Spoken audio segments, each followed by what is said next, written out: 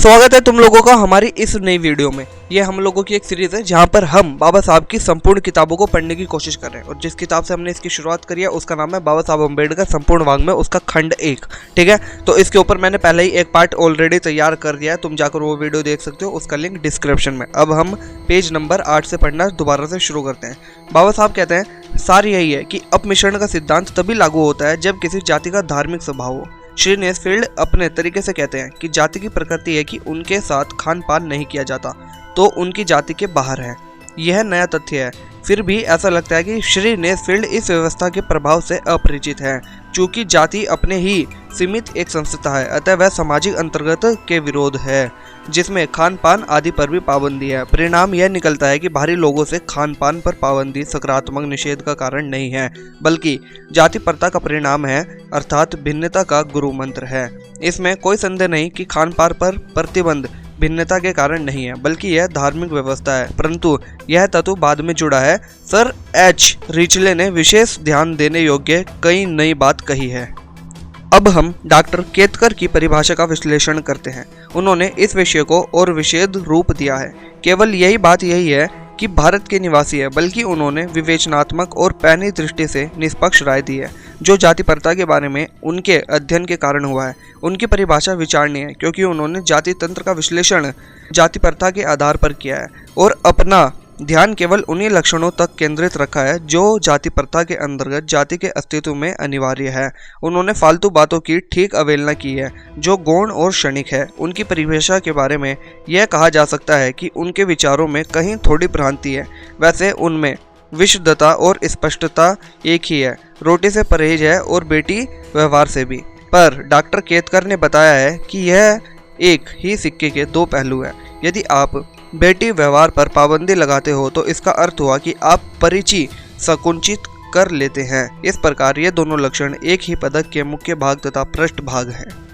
जाति तंत्र के इस समीक्षात्मक मूल्यांकन से इसमें कोई संदेह नहीं रह जाता कि सजातीय विवाह का निषेध या ऐसे विवाह का ना पाया जाना जाति प्रथा का मूल है। परंतु अमूर्त नर विज्ञान के आधार पर कुछ लोग इस बात को नकार सकते हैं, क्योंकि सजातीय विवाह के पक्षधर वर्ग जाति समस्या बढ़ाए बिना ऐसा कर सकते हैं।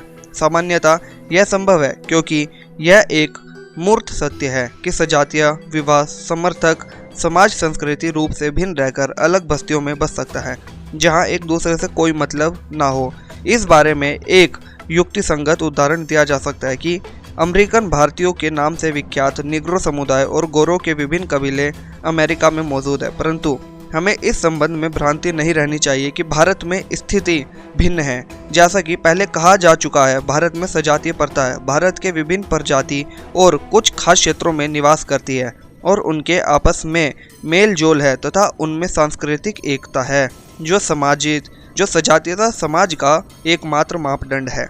ऐसे सजातियों का आधार मानने से जाति प्रथा एक नई समस्या का रूप धारण करती है, जो केवल सजातीय विवाह समर्थक समाज या कबीलों से अलग स्थिति में है। भारत में जाति प्रथा का अर्थ समाज को कृत्रिम हिस्सों में विभाजित करना, जो रीति रिवाजों और शादी व्यवहारों की भिन्नताओं से बंधे है। परिणाम स्पष्ट है कि सजातीय विवाह एकमात्र लक्षण है जो जाति प्रथा की विशेषता है। और यदि हम यह जताने में सफल हो गए कि सजातीय विवाह ही क्यों होते हैं, तो हम व्यवहारिक रूप से यह साबित कर सकते हैं कि जातियों की उत्पत्ति कैसे हुई और इनका ताना बाना क्या है। बाबा साहब आगे लिखते हैं, अब आप भली बातें समझ सकते हैं कि मैं सजातीय विवाह को जाति प्रथा की जड़ क्यों मानता हूँ। मैं आपको पेशो पेश में डालना नहीं चाहता, मैं इस पर प्रकाश डालता हूँ। यहाँ यह बताना असंगत न होगा कि आज दुनिया का कोई अन्य सभ्य देश ऐसा नहीं है जो आदिम मान्यताओं से लिपटा हो। इस देश का धर्म आदिम है और इसमें आदिम संकेत इस आधुनिक काल में भी पूरे जोर शोर से इसी पर हावी हैं। इस सिलसिले में मैं बहिगोत्र विवाह का उल्लेख करना चाहता हूँ। आदिम युग में बहिगोत्र विवाह का प्रचलन सर्वविदित है। युग परिवर्तन के साथ साथ तो इस शब्द की सार्थकता ही जाती रही और रक्त के घनिष्ठतम रिश्ते को छोड़कर इस संबंध में विवाहों पर कोई प्रतिबंध ही नहीं रहा। लेकिन भारत में आज भी बहिगोत्र विवाह प्रथा ही प्रचलित है। भारतीय समाज में एक आज ऐसा कबीला प्रथा मौजूद है, हालांकि कबीले तो नहीं रहे, विवाह पद्धति इसका प्रमाण है, जो बहिगोत्र प्रथा पर आधारित है। यहाँ सपिंड विवाह पर ही प्रतिबंध नहीं है, बल्कि सगोत्र विवाह पर ही अपवित्र माने जाते हैं। इसलिए आपको सबसे महत्वपूर्ण बात यह याद रखनी है कि सजातीय प्रथा भारत के लिए विदेशी प्रथा है। भारत में विभिन्न गोत्र हैं और ये बहिगोत्र विवाह से संबंधित है। ऐसे ही अन्य वर्ग भी हैं जो टोटम अर्थात देवों को मानते हैं। यह कहना कोई अतिशयोक्ति नहीं होगी कि भारत में बहिगोत्र विवाह एक विधान है और इसका उल्लंघन संभव नहीं है। यहाँ तक कि जाति भीतर विवाह प्रथा के बावजूद गोत्र बाहर विवाह पद्धति का कठोरता से पालन किया जाता है। गोत्र बाहर विवाह करने की प्रथा का उल्लंघन करने पर जाति बाहर विवाह करने वालों की तुलना में कठोर दंड का विधान है। आप देख सकते हैं कि बहिगोत्र विवाह का नियम बना दिया जाए तो जाति प्रथा का आधार ही मिट जाए, क्योंकि बहिगोत्र का अर्थ परस्पर विलय है, परंतु हमारे यहाँ जाति प्रथा है। परिणाम यही निकलता है कि जहाँ तक भारत का संबंध है यहाँ बहिगोत्र विवाह विधान से अतः जाति अर्थात सजातीय विवाह विधान भी जुड़ा है। बहरहाल मूल रूप से बहिगोत्रीय समाज में सजातीयता विवाह विधान का पालन सरलता से संभव है, जो जाति प्रथा का मूल है और एक गंभीर समस्या है। इसी विधान के माध्यम से बहिगोत्र विवाहों के रहते सजातीय विवाह होता है। इसी पर विचार करके हम अपनी समस्या का समाधान मिल सकता है। इस प्रकार सजातीय विवाह प्रथा की बहिगोत्रीय विवाहों पर जकड़ ही जाति प्रथा का कारक है। लेकिन बात इतनी सरल नहीं है। हम मान लेते हैं कि एक ऐसा समुदाय है जो एक जाति बनाना चाहता है और विचार करता है कि सजातीय विवाह प्रथा के प्रचलन के लिए कौन सा माध्यम अपनाए। यदि कोई समुदाय सजातीय विवाह पद्धति को दरकिनार करके अंतरजातीय विवाह निषेध का उल्लंघन करता है और अपने समुदाय के बाहर विवाह रचा लेता है तो वह व्यर्थ है। विशेष रूप से इस परिक्षेप में सजातीय विवाह प्रथा के पहले सभी विवाह बहिगोत्र होते थे। फिर भी सभी वर्गों में यह प्रकृति है कि वे सम्मिश्रण के पक्षधर हैं और वे सजातीय वर्ग में संगठित हो जाते हैं। यदि इस प्रकार का प्रतिकार किया जाए तो यह आवश्यक है कि जिन वर्गों के बीच विवाह संबंध नहीं है उन्हें भी प्रतिबंधित वर्ग में शामिल किया जाए। इसके लिए आवश्यक है परिधि का बढ़ाया जाना। इसके बावजूद बाहरी समुदाय में शादी व्यवहार को रोक देने से आंतरिक समस्याएं उत्पन्न होती है जिनका समाधान सरल नहीं है। मोटे तौर पर सभी वर्गों में स्त्री पुरुष संख्या समान होती है और समान वय के स्त्री पुरुष में बराबरी भी होती है, किंतु समाज उन्हें बराबर नहीं मानता। साथ ही जो समुदाय जाति संरचना करता है उसमें स्त्री पुरुष समानता परम लक्ष्य होता है। इसके बिना सजातीय विवाह प्रथा सफल नहीं हो सकती। इसी तथ्य को इस प्रकार भी कहा जा सकता है कि यदि सजातीय विवाह प्रथा को बनाए रखना है तो आंतरिक दृष्टि से दाम्पत्य अधिकारों का विधान रखना होगा, अन्यथा समाज के लोग दायरे से बाहर हो जाएंगे। यदि आंतरिक दृष्टि से दाम्पत्य अधिकार दिए जाते हैं तो जाति संरचना की सफलता के लिए स्त्री पुरुष संख्या समान रखनी आवश्यक होगी।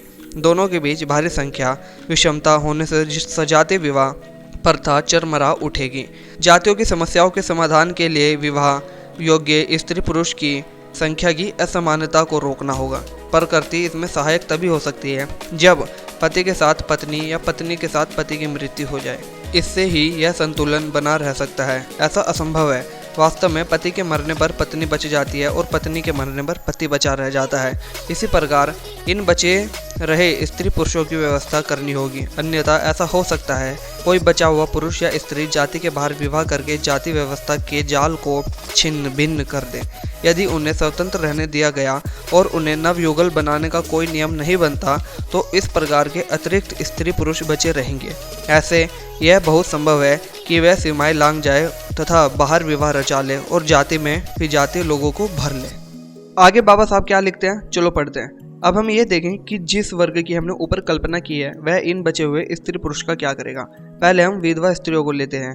उन्हें दो तरह से इंतजाम किया जा सकता है जिससे कि सजातीय विवाह प्रथा बनी रहे। सबसे पहला, उसे उसके मृत पति के साथ जला दिया जाए और उससे मुक्ति पा ली जाए। स्त्री पुरुष अंतर को घटाने के लिए यह एक अव्यवहारिक तरीका है। कुछ मामलों में यह संभव है परंतु कुछ में नहीं। नतीजा यह निकला कि प्रत्येक स्त्री को ठिकाने नहीं लगाया जा सकता। वैसे यह एक आसान तरीका है लेकिन बहुत कठोर स्थिति है। इस तरह विधवाएं यदि ठिकाने नहीं लगाई जा सके और वे जाति में ही बनी रहे तो दोहरा खतरा पैदा हो जाता है। वह जात बाहर विवाह कर लेगी और सजातीवाद को तिलांजलि दे देगी या फिर मुकाबलेबाजी में अपनी जाति की उन स्त्रियों का हक मार लेगी जो विवाह योग्य है। इस तरह यह खतरा है। यदि वह उसके पति के साथ जलाई ना जा सके तो उसका कुछ इंतजाम करना होगा। दूसरा निराकरण है कि उन्हें हमेशा के लिए विधवा रहने दिया जाए। जहाँ तक वंचित परिणाम का संबंध है उसे जला देना सदा विधवा बनाए रखने से बेहतर है। जला देने से तीन आशंकाएं जिनका विधवा को सामना करना पड़ता है नष्ट हो जाती है। मरने से वह कोई समस्या नहीं रहेगी और वह न जाति के बाहर और न जाति के में पुनर्विवाह करेगी, परंतु उस विधवा रूप में जीवित रहने देना जलाने से अच्छा और व्यवहारिक भी है। जहाँ यह अपेक्षाकृत मानवीय प्रथा है, इसमें पुनर्विवाह की आशंका भी टलती है, परंतु इसमें उस वर्ग की नैतिकता स्थापित नहीं रह सकती। इसमें कोई संदेह नहीं है कि अनिवार्य वैधव्य में स्त्री बच जाती है, परंतु पूरे जीवन में उसे किसी को वैध पत्नी बनने के अधिकार से वंचित कर दिया जाता है। इसमें अनैतिकता के लिए रास्ते खुलते हैं, लेकिन यह कोई दुस्साध्य कार्य नहीं है।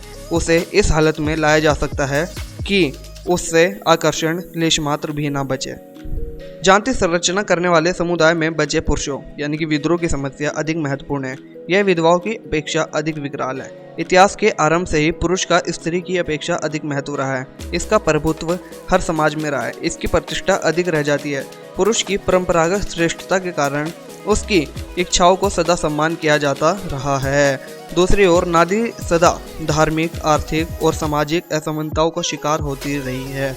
इस हालत में विधवाओं के साथ वैसा ही बर्ताव नहीं किया गया है जैसा बचे हुए पुरुषों यानी कि विधुरों के साथ किया गया है। अब देखो यार, ये वीडियो ज़्यादा लंबे ना खींचे, इसलिए इसे मैं इसी पेज नंबर पर ख़त्म कर रहा हूँ, पेज नंबर 11 पे। अगली वीडियो में पेज नंबर 12 से पढ़ना स्टार्ट करेंगे, ठीक है। अगर वीडियो पसंद आई हो तो वीडियो को लाइक करना और बाबा साहब के लिए एक चैनल को सब्सक्राइब जरूर कर देना। अब मिलते हैं अगली वीडियो में।